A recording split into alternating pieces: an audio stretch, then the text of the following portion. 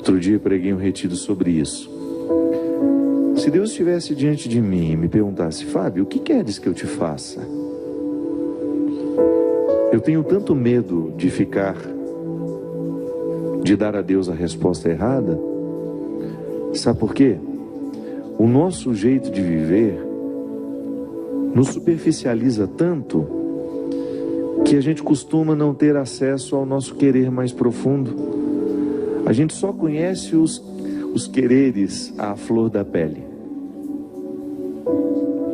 A gente só conhece o que é superficial em nós. Ah, eu quero isso.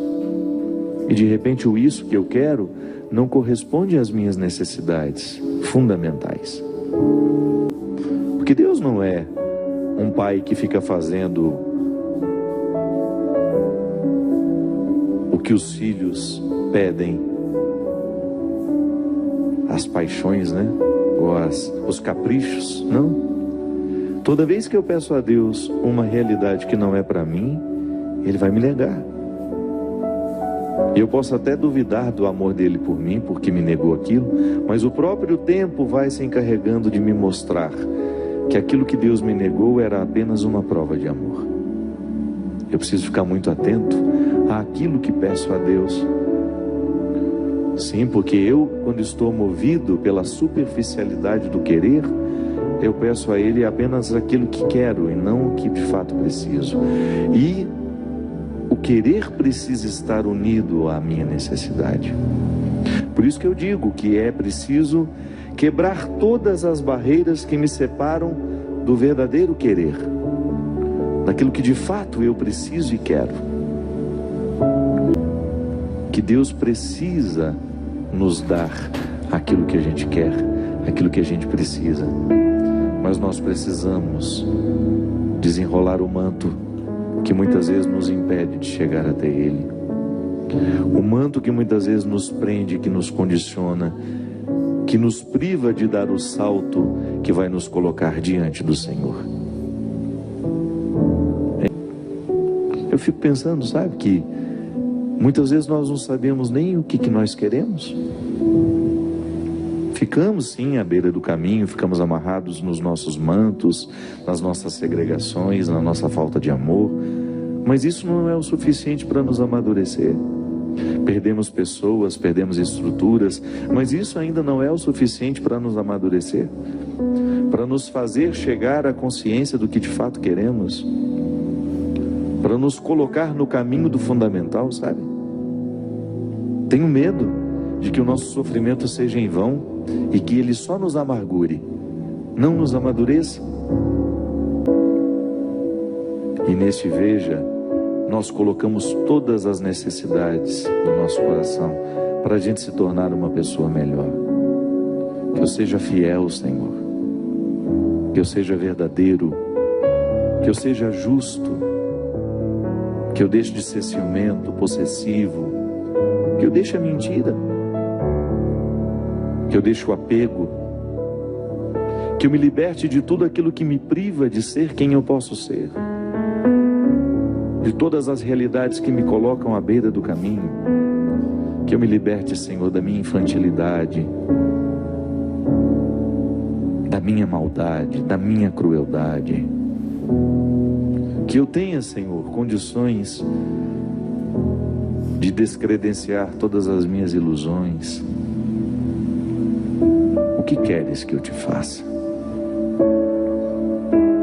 Essa pergunta, minha gente,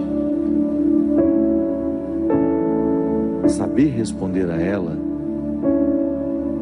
faz toda a diferença na nossa oração. Porque Deus continua falando conosco através de Jesus da mesma forma como falou com Bartimeu, de maneira muito humana.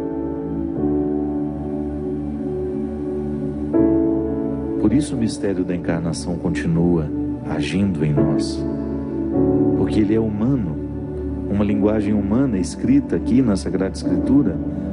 Eu tenho contato com o Verbo encarnado aqui, Deus encontrando um outro homem da mesma maneira como um amigo encontra outro amigo. Nós não estamos falando de uma voz que veio do céu, não, Nós estamos falando de um homem que se interessa por alguém que está jogado no chão. Nós estamos falando de um Deus encarnado que está